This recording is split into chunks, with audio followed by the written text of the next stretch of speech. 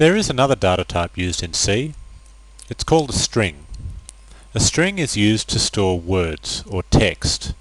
For example, somebody's name or their address, or some random piece of text that you might find, not necessarily text from a book. I'm talking about just any kind of old character, punctuation marks, unprintable characters, anything from the ASCII character set. These need to be stored.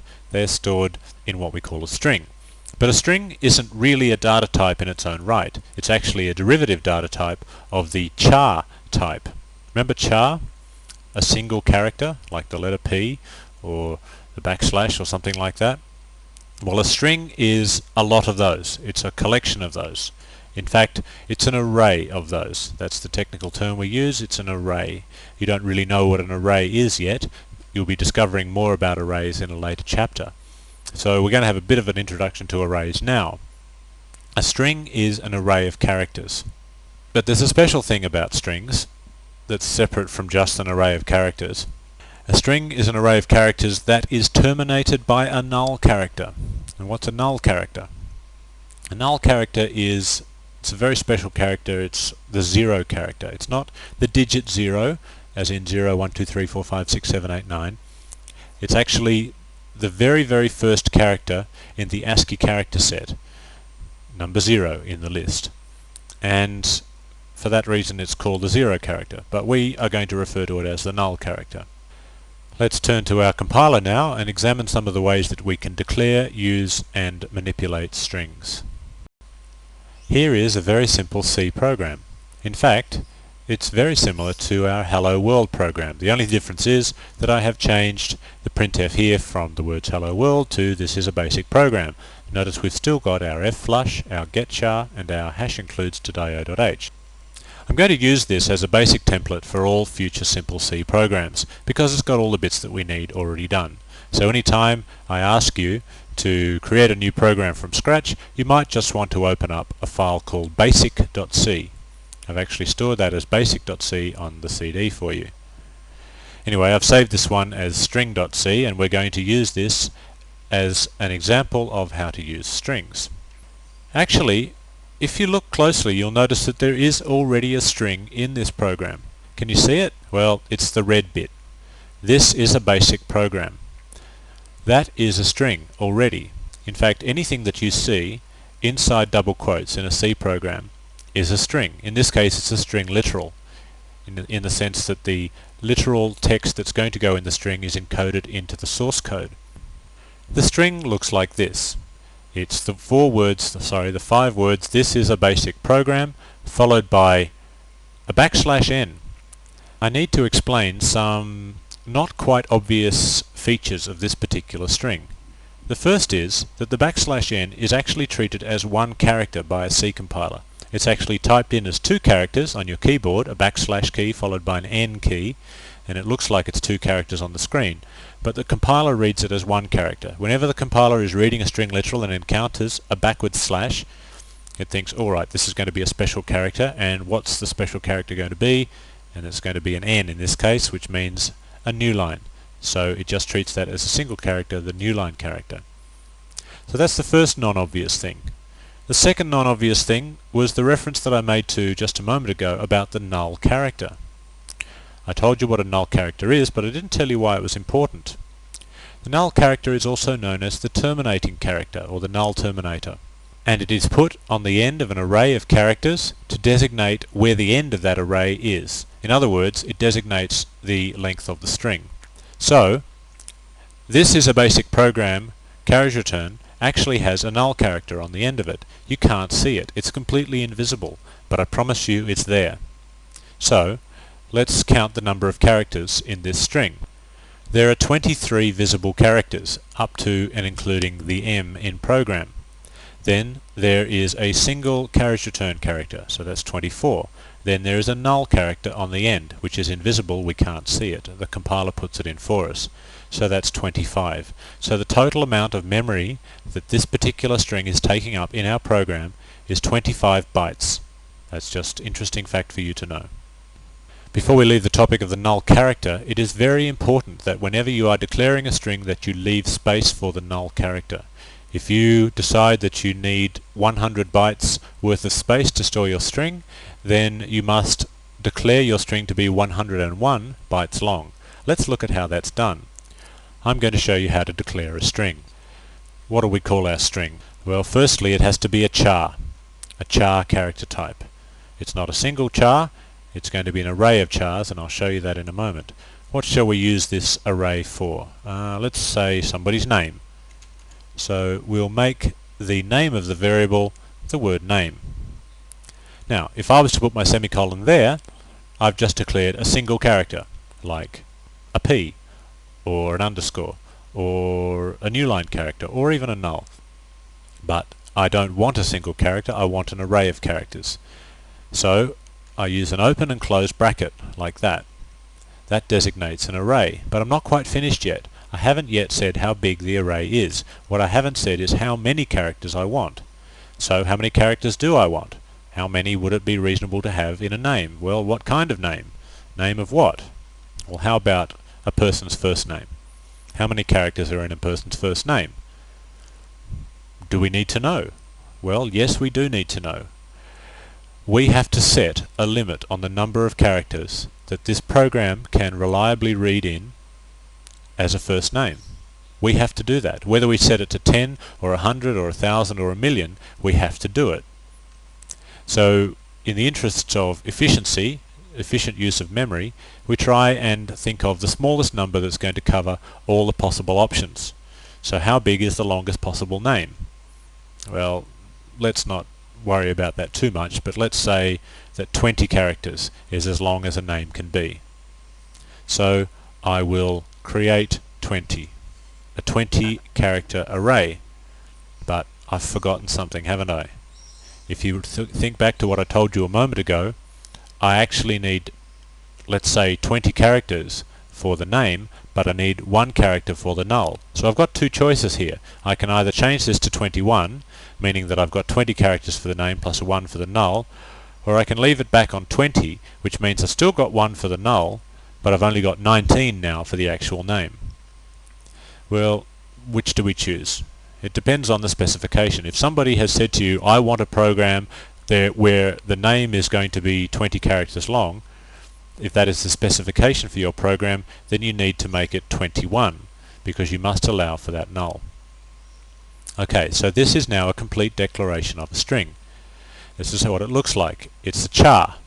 The type of the variable is a char. Then you put the variable name, and then you put an open square bracket, the length of the array, including the amount of space for the null, then a closed bracket, and that is it. That is the declaration. Okay, let's see how to use it. I'm going to say, alright, name equals Mark. Is that right? Well, it might look right. It'd be the obvious thing to type, but it's actually not right. And it's got nothing to do with the fact that Mark is not 20 characters long. Let's examine this a little bit more closely. Firstly, we need to understand that we need the quotes. Just like we need the quotes down here in printf, when we declared this string right here. Anytime you declare a string literal, you must put double quotes around it. If you don't, if you, for instance, put that instead, what that does is it tries to assign name the value that is in a variable called Mark. In other words, it looks for a variable called Mark in the program, and there isn't a variable called Mark. If there was one, it would try and extract the contents of that variable and put them into name. In other words, take the contents out of the Mark box and duplicate them in the name box. But we don't want that. There is no variable called Mark. It's actually a string literal, so we put quotes around it, and that's what we get. However, it's still not right. The reason it's not right is that because name is an array. Name is an array, and you cannot assign arrays using the equal sign. You can only assign individual entities, individual variables, like a single integer or a single char or a single something. That's the only thing you can use an equal sign with. You cannot use an equal sign with arrays. So we must use some other technique. What is that technique? Well, I'll show you. This is what it is. strcpy, open brackets.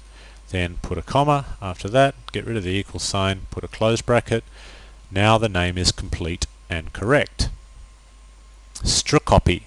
That's how you pronounce that, S-T-R-C-P-Y, strcpy. Or you can say string copy if you like, if you want to be literal about it. String copy is a function from the standard C function library. It copies the contents of one string into another string. In this case, it copies the string literal mark into the variable called name. It always goes from a right to left direction. That is the from and that is the to. That is the from, that is the to. Just like if there was an equal sign in there, saying name equals mark. It is assigned in a left direction. The data travels in a left direction.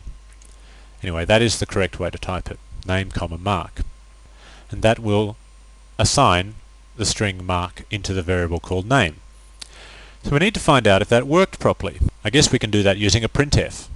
If we design our printf properly, we'll be able to find out what's inside name. And let's do it like this. The contents of name are... Now remember how we did this before when we were using integers. We put a %d and then we put a comma age like that. Remember that? Okay. Now we're going to do almost exactly the same thing, except obviously there's no variable here called age. So we're going to use name instead. Now name is not an integer. Name is a string. And this %d here is only used with integers. Remember, d stands for decimal number, which is kind of wrong because it's actually an integer, but never mind. D is for number. In this case, D is for integer. And name is certainly not one of those. So we remove the D and we put in an S instead, S for string. So theoretically, our printf statement will now show us the contents of the name variable. So we should get output on our console. The contents of name are mark. I'm not sure if that's grammatically correct, but you get the general idea. So let's see if that compiles and runs as we expect. Okay, so we go up to the compile button. Compiles successfully. Total error is 0. Thank you. Now we go to the run button. The contents of name are mark, as we expected. The program is working. So I've shown you how to declare a string like this, and I've shown you how to assign a value to a string like this. I've shown you how to print out the contents of a string like this. What else can you do with strings? Well, I've prepared another program to demonstrate some of the other ways that strings can be manipulated. That is in a file called string2.c, which I will now open up on the screen. Here is string2.c. As you can see, there's a little bit more to it. Let's have a look at what's going on. I've created this file to demonstrate some other uses of strings. In particular, some of the standard C library functions. I've shown you one already to do with strings, and that's strcpy. It takes a string and assigns it to another string. But I've got two more functions for you to look at. strcat and strlen. Strcat stands for string concatenate, and concatenate means to add something to the end of something else. So you can probably imagine what's going on here. Something is being added to the end of something else. In this case, name is being added to the end of string 2. So it's extending an existing string by adding some stuff to it.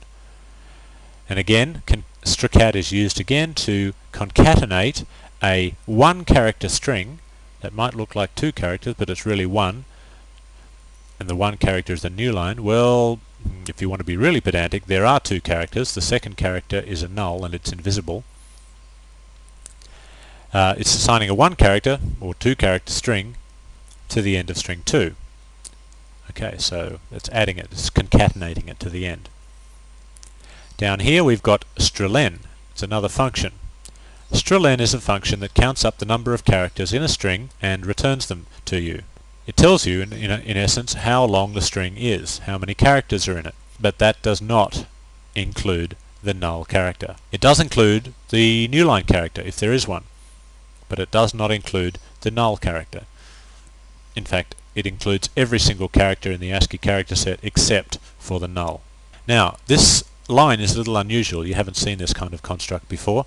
All the previous functions that you've ever seen in this course, strcpy, printf, scanf, fflush, getchar, they're all functions, and they're all called, as we've just seen, and they're not called like this. Here we're calling a function, and then we're putting that on the right hand side of an equal sign, and then we're putting an integer on the other side of the equal sign. What's going on? Well, you can probably guess what's going on. String is a function, but this time it's a function that returns us a value. It gives us a value back. Once it has done whatever it is that it was going to do, it gives us a piece of information. These functions do not. This function simply adds name to the end of string 2, but it doesn't give us back any information. This one does. It gives us back an integer, and the integer is the length of that string, which we then assign using the equal sign to the length variable, which you see the length variable up here. Before, you might have noticed that integers were assigned. You might have seen something like length equals 4, or length equals 4,000, or something like that. Now we're having length equals, and then the results of an actual function. Now, moving right along, we have a look at the printf statement. Printf, the length of the string, and then what's this here? Well, we've got two less than signs, those are greater than signs, and then two less than signs and a %s in between them. Well, the less than signs and the greater than signs are just for decoration. They don't really do anything. They're not special characters in any way. They're just to show you where the string starts and stops. So what happens is here we should get an entire representation of that string, string 2. Should be placed inside those left and right brackets, if you want to call them that. So what will be the contents of string 2 if we run this program? Well, let's have a look. String 2 is initialized here in the string copy, and it starts off with my name is, and then a space. And then we put name on the end of that. Now name was given the value Mark, so we'll get my name is Mark, and then we'll have a carriage return put on the end of that. So we'll have my name is Mark carriage return. So all of that will be put in between those brackets. And then we'll have is, and then a certain number of characters, %d. That's an integer. Remember, %d outputs an integer, and the integer will be this integer here, the length, which we get from here. So we'll get a full representation of the string followed by the number of characters it is. So we'll find out the string and its length in the same process. Let's see if that works. So to compile the file, we go up to the compile button, 0 errors, and run the program. My name is Mark. The length of the string my name is Mark is 16 characters. Okay, notice that after the word Mark there is in fact a carriage return, because a carriage return is part of that string.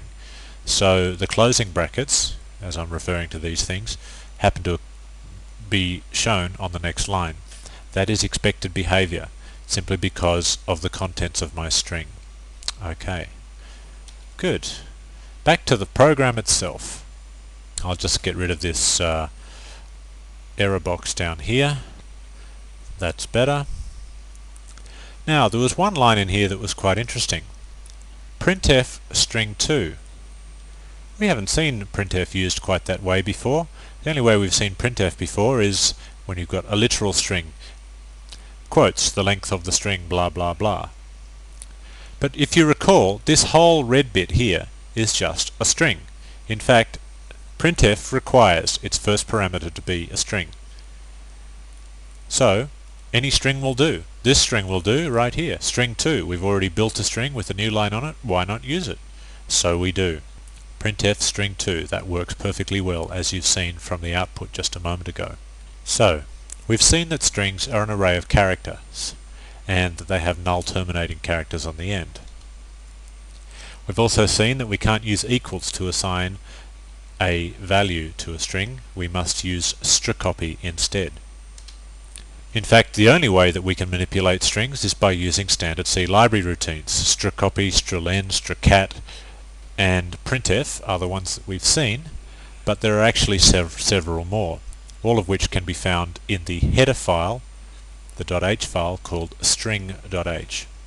So if you have a C standard library reference in front of you, look up string.h and you'll find a great list of string functions. Do not ever forget the null character. Sometimes you won't need to worry about it because it will be automatically handled. Strcpy, strlen, strcat, they all use it. Printf will have no trouble with it, and string literals have them built in by default.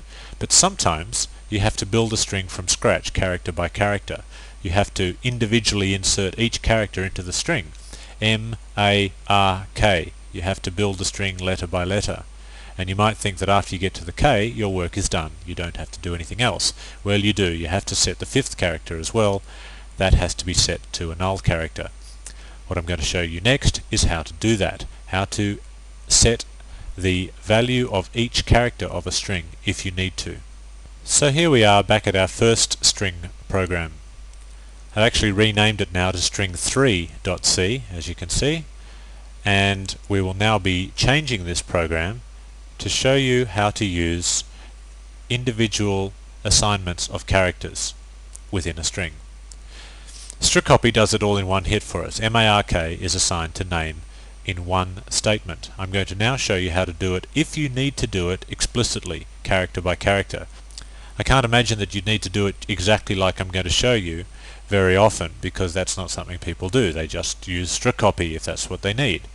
However, we do definitely need to see how to assign values to individual elements of arrays, not just strings. It's a very important part of C. So we may as well use a trivial and simple example like this strcpy example as that. So off we go. Firstly, we need to get rid of this strcpy, so it's gone. Next, we start by assigning the very first character, which will be the letter M. And we do it like this. Name, bracket 0, equals M, semicolon. Now the semicolon is pretty standard and the equals is pretty standard, but the rest of it may be a little bit confusing. Whenever we need to reference an individual element of an array, any kind of array, not just a string, we use the square brackets, just like we use the square brackets to declare an array. So what's that 0 doing in there? The 0 is referring to the very first element of the array. Now that might look odd to you, especially if you've come from a programming language like BASIC or Fortran, or even Pascal, I believe, where array indexes start at 1. You might think that the very first element of the array name is supposed to be name 1, not name 0. They might go name 1, name 2, name 3, name 4, and so on, all the way up to name 21 in this case. Well, I'm here to tell you that in the language of C, it does not work like that. That's one of the very first rules that you have to learn about C, where it differs from other languages, is that arrays always start at 0.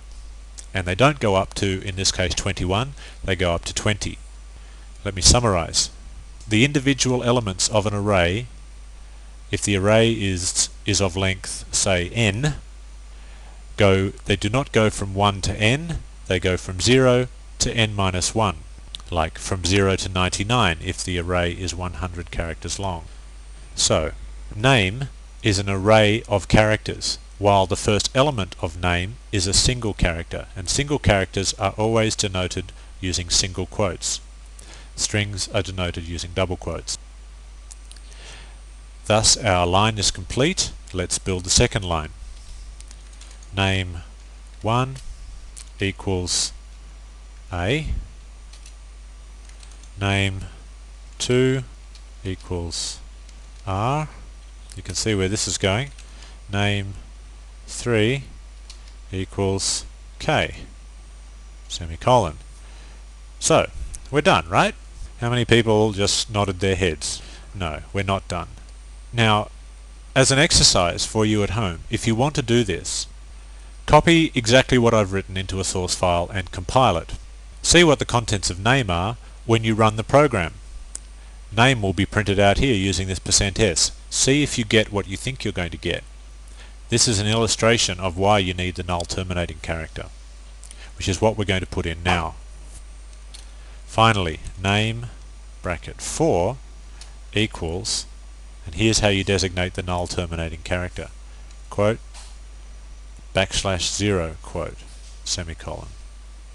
That is actually one character. It might look like two, but it's actually one. Just like \n is a single character. Anything that's got a backslash in front of it is a single character. Our string is now complete. There is another way to represent the null character.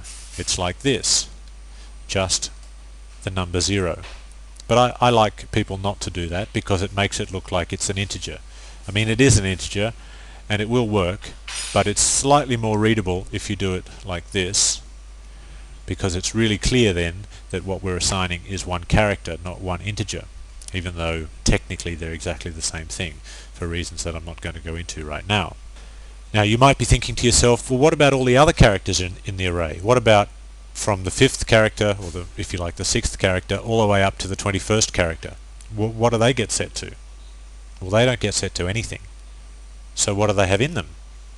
Well, they've got just random pieces of memory in them. They could have any characters in them. They could have garbage, complete nonsense, which is fine. We don't care about those characters. They're not part of the equation. When printf prints out that string down here with the %s, it will print out the m, the a, the r and the k, and then printf will notice that there's a null terminating character in the next spot, and it will go, aha, that's the end of the string, there's nothing more to worry about. And all the other 15 or 16 or however many characters there are after the k and after the null terminating character will just get ignored. So that concludes our lesson on how to assign individual characters to individual parts of your string. They obviously do not have to be done in that order. You could start with the 4th one and go all the way down to 0 if you wanted to. Of course, we better check that that works. So we'll just compile it now. Compile's OK, and we'll run it. The contents of name are Mark, as before. Excellent. Strings, as I mentioned before, are part of the greater C family of operators known as arrays, and we're going to be learning about arrays in the next chapter or two.